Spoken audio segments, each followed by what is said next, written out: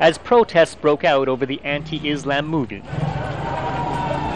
The Muslim Brotherhood reacted as it often has, appealing to its conservative religious base by calling for supporters to express their outrage.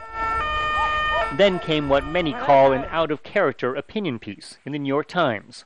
In it, one of the group's leaders denounced the violence and expressed condolences to the American people for their loss of their ambassador and 3 members of the embassy staff in Libya. Having spent decades as an underground religious movement with a long history of opposing the West, analysts say this softer line signals a new approach, brought on by the fact the Muslim Brotherhood is now part of the government. Egypt's newly elected president was, until recently, a member. They're in a phase of political training. They're learning to transition from being an underground organization to take part in public political life. There is a fundamental duality to trying to do things in that way. That duality was underscored in a Twitter exchange with the U.S. Embassy. A Muslim Brotherhood official wrote, "We are relieved that none of the embassy staff in Cairo were harmed and hope U.S.-Egypt relations will sustain the turbulence of Tuesday's events." Embassy staff thanked the official, but added, "By the way, have you checked out your own Arabic feeds? I hope you know we read those too."